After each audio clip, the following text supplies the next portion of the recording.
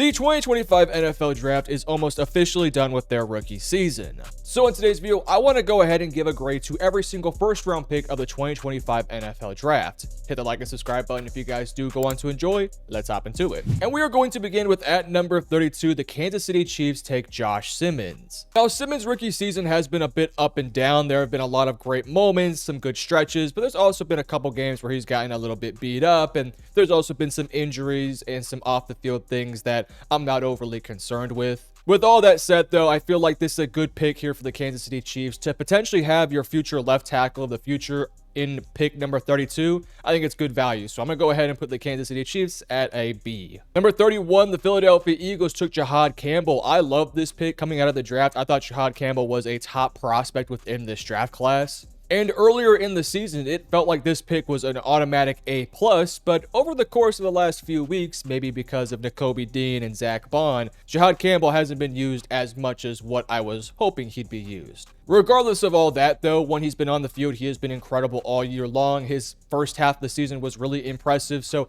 I'm going to go ahead and give this pick an A+.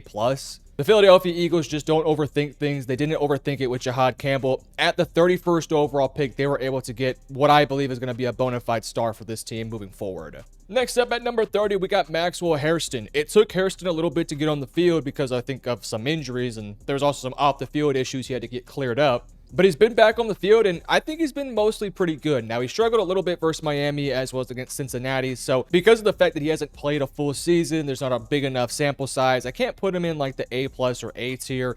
I'm going to put him probably in the C, maybe B. I'll put him in the B tier just because his coverage has been really solid for the majority of this season. He is a lighter corner, so he's not going to be ever spectacular against the run, but I think in coverage he's been pretty solid this year. So for Buffalo, it feels like with one of your later picks, you got a guy who can really play for you. Next up at number 29, we have Josh Conerly of the Washington Commanders. Now, when they took this player in the first round, I was not the biggest fan of the draft decision because I was not the highest on Josh Conerly, and I just felt like there was other bigger needs for this Commanders football team, but they went ahead and took Josh Conerly, and it hasn't been a great rookie season for him, but I also don't think they're necessarily fully regretting the pick. Obviously, in hindsight, they probably should have went with Josh Simmons, but Conerly has been okay. Got like 11 penalties on the season, has given up 6 sacks, has had some good games, has had a lot of bad games. For now, I'm going to put this one in a D tier here. But that doesn't mean he's going to be bad forever. I think in the future, he's going to be a very solid tackle for the Commanders. And next up, we got Tyleik Williams of the Detroit Lions. Now, this was a bit of a surprising pick, at least in my opinion. I had a day 2 grade on Tyleik, but as we all know, the Detroit Lions, they don't typically do what you would think they were going to do. They always kind of do some random stuff, and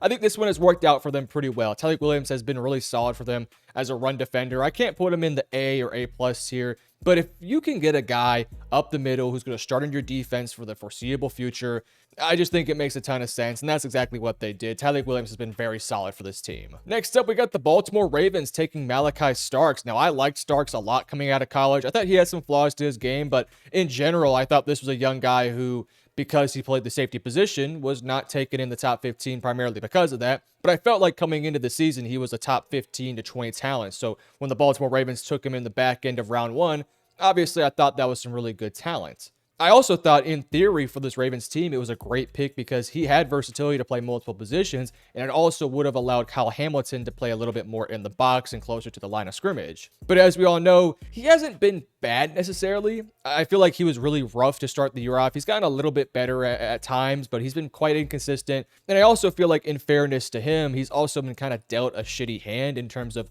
all the injuries and issues that Ravens defense has had. So I think long-term, this pick will end up working out quite nicely, but because of the performance on the field this year, I'm really in between a C or a D. I'll be generous here because of the situation and put him at a C. Again, I think his future is very bright though. All right, next up at number 26, we have the Atlanta Falcons trading back up into the first round to take James Pierce Jr. Now, James Pierce Jr.'s performance on the field has actually been very, very solid for the Atlanta Falcons. Him and Jalen Walker, who we'll get to here in a second, have made for a really fun and dynamic pass rush, and Raheem Morris has had a lot of fun with that side of the ball, just kind of throwing those guys around, letting them fly after the football. The issue with the James Pierce Jr. pick, you gave up a 2026 first for a late first round pick. It's one of the most baffling management decisions I've ever seen in the NFL to trade a future first round pick for a back end first. And I get it, you thought you were going to be better than what you've ended up being, but the Falcons have a top 10 pick in this class, and they're going to lose a top 10 pick because they traded for James Pierce Jr. But when it comes down to it, I have to take into account the trade that was involved here. Again, I honestly believe Pierce is probably playing at a B level, but due to the trade, we're probably looking more at a C or D. I'll be generous and put him in a C here. I think him and Jalen Walker are going to make for a really fun duo moving forward. He's got some legit chops to get after the quarterback. Again, that trade, though, is a very questionable decision, to say the least. Next up, at number 25, we have Jackson Dart going to the New York Giants, who also traded into the first round to get Jackson. But unlike the James Pierce Jr. trade, they did not give up a first-round pick. So with that all said, because I think the Giants might have found their franchise quarterback, I'm going to put Jackson Dart in the A+ conversation. Now, I want to say this about Jackson Dart. Do I think he's the next Andrew Luck? Do I think he's the next Tom Brady or anything like that? No, obviously not. But for a guy who was taken in the back end of round 1, who you did not trade a future first for, and he's played as good as he has, he's arguably been, and I don't think it's really arguable, I think it's pretty safe to say, he has been the best rookie of this draft class, then I think it's totally fair to give the Giants an A+ for this pick. Now, we'll see how his season ends. There's still a few more games left in the season to, put some bad tape or some even better tape for Jackson. But with what we saw from Jackson Dart this year, I think he's been really, really solid for that New York Giants team that, by the way, has a top pick in this draft class yet again. So they're going to be able to support Jackson Dart with even more pieces in next year's draft. So good for them. All right, next up at number 24, the Minnesota Vikings took Donovan Jackson. Now, I think hindsight's obviously 2020 regarding this pick, but I feel like maybe Donovan Jackson was, I don't know, maybe not the best of picks in this situation. There were some really good players still on the board, but at the end of the day, I think Donovan Jackson's going to be a really solid player for this team moving forward. He hasn't had the greatest of rookie seasons. Obviously, I'm not going to put him at an F. I'm kind of bordering between a D and a C. I'll put him at like a C-, so kind of in that C range right here. Again, it's been kind of an up and down season. He's had some really good games, some really bad games. It also doesn't help that the entire offensive line has been banged up the whole season, and JJ McCarthy holds on to the ball a little longer. It makes life a little bit harder for Donovan Jackson, but I think if you're a Vikings fan, you should feel confident that Donovan Jackson, while probably never going to be a Pro Bowler or All-Pro guy, is somebody who will be a solid starter for you moving forward, which is kind of what his sell pitch was coming into this year's draft. It was, he'll be solid, he's not going to be a Pro Bowler, and that's basically what he's ended up becoming. Next up at number 23, we got Matthew Golden, and look, you see the Texas flag a little bit right there. You guys know I'm a Texas Longhorns fan. I loved Matthew Golden. I did not think he was a first-round pick. And unfortunately for the Green Bay Packers, I say unfortunately, but we'll get into the context here. I'm going to have to put this one as an F. Now, in fairness to Matthew Golden, I do think his future with Green Bay looks actually pretty solid. But the issue with Green Bay and their receiving core the past few years was that they didn't really have that go-to number one guy, right? You had Christian Watson, Romeo Doubs, Jaden Reed, all sorts of receivers there, Dontavian Wicks, just Bo Melton. They had so many different bodies and guys, but they were missing that number one option. Right? So in theory, taking Matthew Golden to become that number one made some sense, but in his rookie season, he hasn't really done much of anything. And I also just feel like the game plan hasn't really been centered around him. I feel like guys like Christian Watson have had more run. Romeo Doubs has played well this year. Again, I think as time does go on, this pick will age better because as of today, he's kind of just another body in a room with multiple guys. But once some of those other guys are looking for bigger contracts and go elsewhere, then that's obviously going to elevate Matthew Golden's role. And I still think Matthew Golden is a very talented receiver that can easily work within this system. So give this pick some time. For now, it's an F, but I think next year it'll probably be more like up here somewhere. So I'll put him at an F though. 22, we got Amari Hampton going to the LA Chargers. Now, in fairness to Hampton, he's been injured for a big chunk of the season, but I felt like when he was playing some really good football, and it felt like he got injured at the worst possible time when he was starting to play better football and the Chargers were in the middle of their season playing some good games. And then the injury happened and he missed 4, 5, 6 weeks, something crazy like that. Now he's been back for 1 week. He looked okay last week. We'll see what his end of season looks like. But I think if you are a Chargers fan, obviously the offensive line has been a complete disaster this year because of injuries and things of that nature. So it's not truly that fair to Hampton because running backs are so heavily reliant on offensive line play. We'll talk about Mr. Ashton Jency here in a little bit, but I think Hampton's been solid. I feel like if you're a Chargers fan, you feel pretty good about this pick. All right, next up at number 21, we have the Pittsburgh Steelers taking Derek Harmon. So Derek has 3 sacks on the season to go along with, I think, 14 tackles is what I read. He's been solid this year, but he hasn't necessarily been a full-time difference maker. This kind of falls in the same line as like a Donovan Jackson and Malachi Starks pick, where I'm going to give him a bit of a benefit of the doubt here. He's in a pretty fortunate situation to play next to TJ Watt and to play next to some really good players like Cam Hayward, but he's been solid this year, right? Like his future is very bright. He's going to be a good player for this team moving forward. It's just he hasn't really been a huge difference maker, which is why I can't put him in like an A or B tier. He's just been kind of solid, which is why he's in C. Next up, my guy Jahdae Barron, again, Texas Longhorns flag. I think Jahdae is going to be a great player moving forward, but unfortunately for the Broncos, his role has kind of been a little bit weird, right? Obviously at Texas, the first few years, it was safety, it was nickel, and then that last year, he went and played outside corner and was incredible as an outside guy, a boundary corner. So when the Broncos took him with their first round pick, it was kind of a weird one there because they already had Jaquan McMillan, they already had Riley Moss, they already had Patrick Surtain, they signed Talanoa Hufanga, they already had Brandon Jones. So it was always a question of like, where does Jahdae Barron fit? Are they going to play him inside the nickel and replace Jaquan McMillan? Are they looking for a boundary guy to replace Riley Moss? It was always kind of a weird spot and location for him, but you know, I liked the fit for him because I was like, hey, Pat Surtain and Jahdae Barron to go along with McMillan and Riley Moss, like that's a great rotation.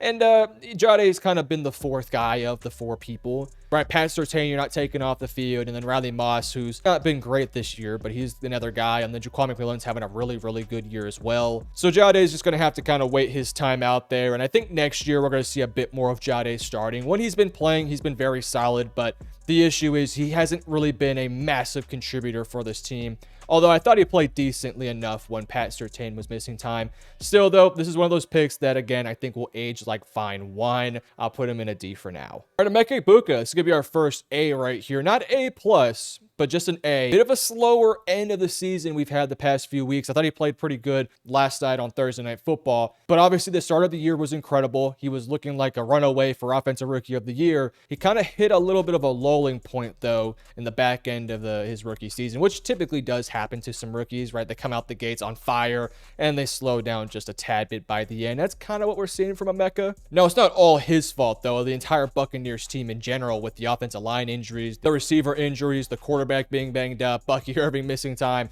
Like, it's just been difficult for Emeka, and so I'm willing to give him a bit of a pass here. I still think he's going to be a legitimate playmaker for this team moving forward, and frankly, during that stretch there when Mike Evans and Chris Godwin were in and out of the lineup, Emeka was kind of a savior for them. So he's going to be a really good player moving forward, and as time does go on, he'll have a bigger role for that Buccaneers team when guys like Mike Evans and Chris Godwin, you know, either fade or they retire ultimately. Next up, Gray Zabel. I felt like he started the year off pretty decent for Seattle, but then it's kind of gotten a little bit ugly at times where, obviously, if you guys have been following the Anthony Bradford TikToks, we saw our guy Gray Zabel get involved in some of those roasting sessions. He's been fine, right? He's going to be a decent player moving forward. I will say that he's not an F. I maybe would put him in like a C or D. I'll put him in a C. Kind of the same conversation with Harmon and Donovan Jackson, where it's like he's going to be okay. Maybe will never be like a Pro Bowl or anything like that, but as like a solid starting guard for the Seahawks, like that's what I kind of get from Gray Zabel. Next up, Shamar Stewart. This one's going to be an F for me. Now, I did not love Shamar Stewart coming out of college. I obviously loved the height, the speed, the length, everything about that. And I was like, this guy, if he develops, could legitimately become an A+ pick. The issue is he went to the absolute worst situation imaginable in Cincinnati, because Cincinnati was a team that obviously took forever to even get this guy on the field, right? It took him forever to even take snaps, to be in a Bengals uniform, to be at their practices because of contract disputes. That was not Shamar's fault. It was the Bengals' fault. And then once they brought him in, it was obviously a little bit late. This was a developmental guy who needs all the reps that he could physically get. And then he gets injured now But so we're not going to see him for a little bit now, and hopefully he'll play it towards the back end of the season. But next year, you look at this team, and Trey Hendrickson's not going to be on the team. I'd be stunned if he returned to Cincinnati. And you're going to be asking Shamar Stewart, who probably needs 3 or 4 years to fully maximize his potential, to become a #1 guy, which means he's going to be going up against top-tier offensive tackles every single week, and he is not ready for it right now. He's got the size. We'll see if he can get a full offseason under his belt. Maybe they bring in some new coaches to, help his development. But man, it's unfortunate, man. I feel like there's other teams that he could have went to, like a San Francisco, for example, that would have been really good for his development, but it hasn't worked out just yet. All right, next up, the Arizona Cardinals took Walter Nolan. Now, he's only played like 100 snaps this year. Granted, there were 100 really, really good snaps, but it's only been 100, right? Compare that to some of these other guys, like, for example, Josh Simmons, who missed time this year, has missed a lot of time. He's played like 500 snaps this year. Walter Nolan's only played 100, so I do have to punish him a little bit. To play on the field, if he was able to translate what he's done so far, we're talking him being in probably the A conversation. But because he's missed time and because the sample size has been so little, I'll put him at a B. I think he has been really, really impressive when he has been playing, but that's kind of the little asterisk there when he has been playing. If he can continue to translate that into next year, this pick's going to be really good. And Arizona, for all their flaws, I do like some of the things they did in this draft class. So Walter Nolan and Will Johnson should be good players with them moving forward, if they can stay healthy, of course. Next up, the Atlanta Falcons took Jalen Walker, and admittedly speaking, I was not the biggest fan of Jalen Walker because I'm not a big fan of these guys who are like, we're good at this, but we're not necessarily a master of anything, and that was kind of my concern here with Jalen Walker. But man, he's been pretty freaking good for this Falcons team. He has been flying around making plays, and that combination of James Pierce Jr. and Jalen Walker looks to be really interesting and fun. I'm going to put him in the A here. This was a Falcons unit last year that really struggled to get after the quarterback. And so what did they do? They overhauled the edge rushing room by adding a guy like Jalen Walker, basically using him as a full-time edge and, moving him around here and there. And then trading back up for James Pierce Jr. Again, stupid trade, shouldn't have done it or shouldn't have spent that much money in capital. But they made the move regardless, and I think it's actually working out for the Falcons pass rush. Now, these guys still have work to do as run defenders. They still have work to do with their IQ and continuing to get more nuance and stuff. But for a rookie season, he's been quite productive this year. I think he's got 5 or 6 sacks on the season, and there have been times where he's been harassing quarterbacks. So if I'm a Falcons fan, for all the flaws this team has, I think you have a decent player here in Jalen Walker. All right, next up, the Indianapolis Colts took Tyler Warren, and obviously hindsight's completely 2020 now. You might have considered Jackson Dart here with this pick instead of Tyler Warren, but Tyler Warren, when he has been playing with competent quarterback play, that has been awesome, and he's totally going to be an A+. He is the perfect fit for that Colts team, and it's unfortunate that Daniel Jones went out with an injury because Tyler Warren was probably going to win Offensive Rookie of the Year had he managed to have a full season with Daniel Jones and continued that progression. We'll see if Riley Leonard or 50-year-old Phillip Rivers can work it out with him, but yeah, he's been great. He's been so perfect for that Colts system, and again, hindsight, maybe you should have took Jackson Dart, but obviously that's just something that you can't control. Next up, we have the Miami Dolphins taking Kenneth Grant. Now, if you had asked me this question after like week 5, it would have been a major F. He's kind of turned it around a little bit the past few weeks. Still not playing great football, but he's been a little bit better. So I'm going to move him into this D tier. I think as the year has progressed, he's gotten a little bit more comfortable, and he was kind of thought to be a bit of a quote-unquote developmental-ish pick. Not as much as like a Shamar Stewart, but still a little bit developmental. He's got all the tools still in the tool shed, and that is a Dolphins team that is really hoping for him to take a big step into next season. I think he's got a decent chance of doing so. I feel like there's been flashes, there's been moments. It's got to be better in run defense. The grades are not great, and just the film itself has not been special. I feel like he's getting better, though, which is what you want to see, and hopefully the last stretch of games here, he'll put his best film out. Then he'll get into the offseason, get a little bit stronger, work on his technique, and then go into 2026, hopefully as a better player. Next up, the Dallas Cowboys took Tyler Booker, and listen, I was not a fan of this pick. Actually, that was a weird way of saying it. I was not a fan of this pick when the Cowboys took him, but man, I love Tyler Booker. Now, Booker was, let's be transparent here. To me, he was a late first, early day 2 pick because I really did not believe he could work with his size and speed in a zone system. And so when Dallas took him, I was like, okay, if Dallas is going to take Tyler Booker, it's got to be downhill, physical, man-on-man blocking schemes, and that's exactly what we've seen. But Tyler Booker's actually been really solid when Dallas has gone into those zone concepts where it's an outside zone or an inside zone. Booker's been able to manage those quite well, and he has been kind of the, like, him and Tyler Smith have been the identity of this Cowboys offensive line. A physicality, just putting you in the dirt, nastiness, and he's been so good for this Cowboys team. And as he gets more time, more experience, and more of a veteran role, you're going to start to see that veteran mentality that he has, which he had at Alabama, just start to come out for the Dallas Cowboys. I love this pick for Dallas. Obviously, the defense definitely could have used some help, but Tyler Booker, in my opinion, for maybe as kind of a reach as it was in hindsight, he's been a stud for this Cowboys team. All right, next up, we got Mykel Williams, who hasn't been playing since week 9, I believe, due to some sort of injury, but when he was playing, he was not great.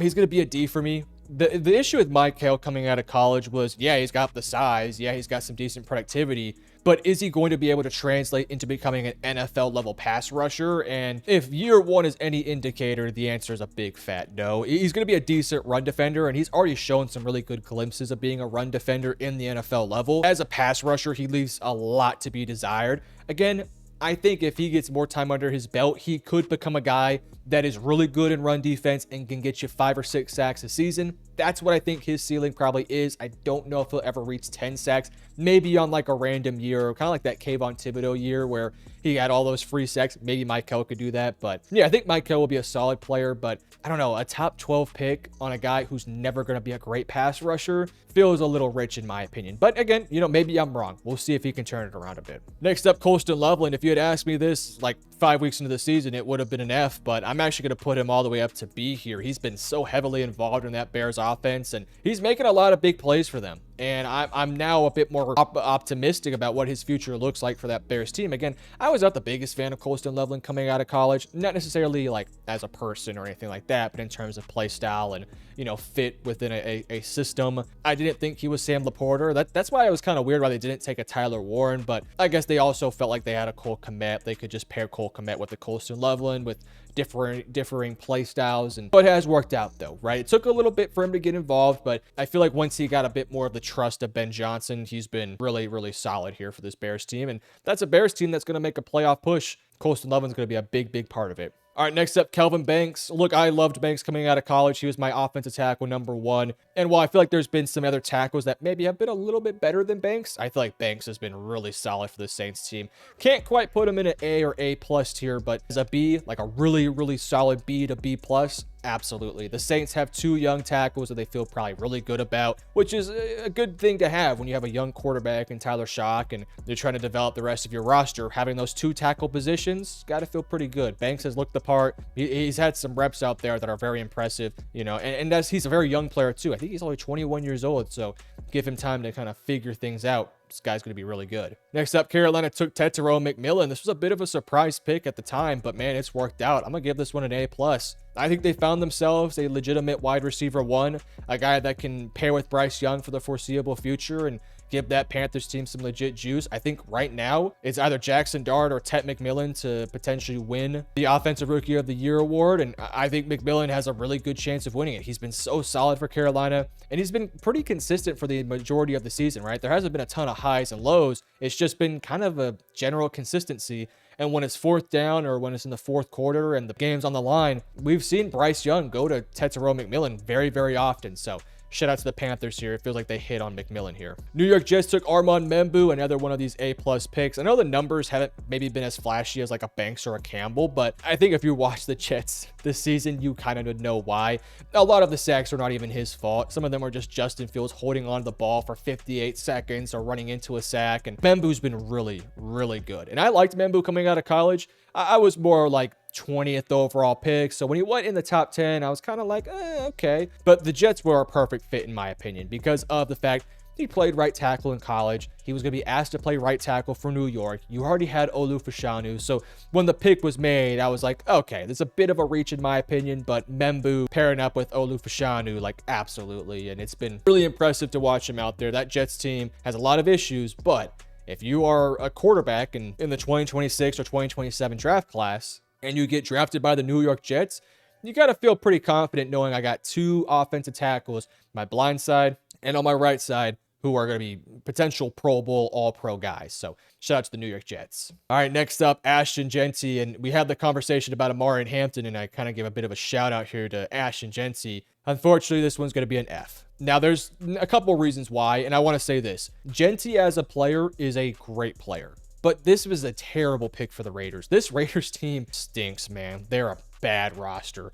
Receiver issues, offensive line issues, secondary issues, linebacker issues. Like, you look at all the guys that were taken right after him, like a Tetero McMillan, you know, a Armand Membu, a Jackson Dart, a Kelvin Banks, you know, even like a Walter Nolan, for example. Like, these guys would have been so good in Las Vegas and so beneficial for this team. But instead, I feel like they were a little bit overconfident in the roster, and they went with the flashier pick in Ashton Jeanty, thinking, hey, we have Geno Smith, we have Pete Carroll, Kobe Myers, Brock Bowers, and at the time, I think they thought they had a pretty good offensive line. But as we all know, the offensive line has been probably the worst unit in football. Geno Smith has probably been the worst quarterback in football, and Pete Carroll is probably going to be fired by the end of the season, or maybe given one more year at most. Meanwhile, the defense is one of the worst units in football. Your quarterback gets sacked every single play, and their running back, Ashton Jeanty, gets hit immediately the second he even gets close to the line of scrimmage, right? Like, Jeanty, I think, is a good player, but he is getting zero help out there. And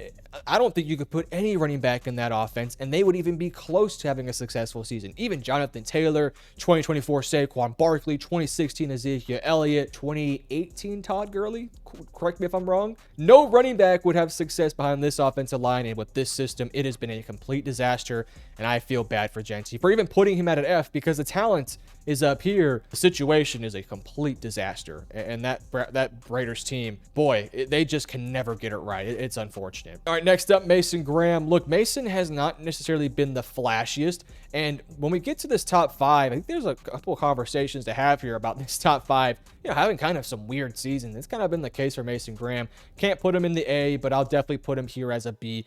I think him and Myles Garrett are going to make for a really fun duo moving forward. There was concerns with Mason Graham coming out of college regarding his size, regarding his arm length, things of that nature. And I think we've sort of seen some of the limitations physically from him, but we've also seen some reps where he looks really explosive, really powerful, where he's just moving guys around. He's going to obviously, kind of like Kenneth Grant, his running mate at Michigan last year, we're going to now have to see, can he take that next step next year? Because they're going to be heavily reliant on him, especially because you're going to have Malik Collins coming off an injury. You're going to rework your roster. Mason Graham's role next year is going to be elevated, and they're going to be asking him, hey, Mason Graham, let's take a big step forward this year, because let's be honest, playing next to Myles Garrett, you should be playing on a little bit of an easier mode here. So I think he'll take a next step next year. All right, Will Campbell, I'm going to put him in an A here. Now, obviously, the entire Patriots offensive line struggled against Mason Graham's teammate Myles Garrett in that game, but it's Myles freaking Garrett. He's been great. He's been blocking the blind side of Drake May. I think I said that right. He's obviously been banged up, but I believe he'll be back for the playoff run. He's been great. Again, to find a left tackle who's going to be your guy and be locked down at that left tackle position for the foreseeable future, it made a ton of sense the time they made the pick, and he's been great. And even if he, like, for whatever reason, just doesn't work out at tackle moving forward, just kick him inside. He's going to be great no matter where he plays, and he's been really good for the Patriots. All right, now we get into some very, very interesting conversations, starting off with Abdul Carter, who coming out of college was seen by a couple people as the #1 overall player in this draft class. Now, I was a Travis Hunter guy, but I definitely could understand why people had Carter ahead of Hunter. But Carter really hasn't put it together this year. You also take into account he's had some issues off the field with being late to meetings and things of that nature, the lack of productivity. Now, he's been getting after the quarterback, right? I think if you just look at the sack numbers, you'd probably want to put him into an F tier. But I think if you look into like QB pressures, pass rush win rate, things of that nature, I think right now I'm probably looking at like a D for Abdul Carter because of, I think he's only had like 1.5 sacks, which is why the Giants were wanting him in the first place. And I think when you also throw into account the situation in which he is in, where he's playing opposite of Brian Burns, playing with Dexter Lawrence and Kayvon Thibodeau and Bobby Okereke in the back end, like for him to only have like such a limited productivity has been very disappointing. I do think the Giants are going to have two guys in Dart and Carter who are going to be long-term starters for them moving forward. But for the 3rd overall pick, I feel like he's being outplayed by both James Pierce Jr. and Jalen Walker, which is not a good thing. Next up, the Jacksonville Jaguars took Travis Hunter, and look, I love Travis coming out of college. I think his future for Jacksonville is very bright, but I do believe that there is some serious conversations that need to be held in Jacksonville. We traded a first-round pick in 2026 to have Travis Hunter maximize his talent, right? He can play corner, he can play receiver, but realistically speaking, can he do both? And I think after one season, the answer is not really, right? I think he can continue to play both sides, but I think they need to pick a primary spot. I feel like this year they didn't really pick a primary spot. I feel like next year they have to do so. And that doesn't mean he can't play receiver if you choose corner. Like, you can have certain formations to be involved in there, but you have to pick a side. Now, if it was up to me, with how Jacksonville's defense has been this year, I would put him as a receiver and then have him only play on like certain packages on defense. But he needs to spend a full off season adding some muscle, getting healthy, learning how to play the position the proper way instead of just relying on pure athleticism. He's got everything in the toolbox. This pick could end up being an A to a B to a C, depending on how it goes. But for now, given the fact he hasn't really impacted the Jaguars that much, he's been injured for most of the season, and I think there's more questions than answer regarding him, it's a D for me. And then Cam Ward, who, #1 overall pick, I thought he was the only quarterback really worth spending a first rounder on. That does include Dart and Shador, which, you know, Dart's playing like a first round pick, and hell, Shador's even playing some pretty good ball right now. Cam Ward, to me, was the clear #1 pick when Tennessee decided to not trade the pick away.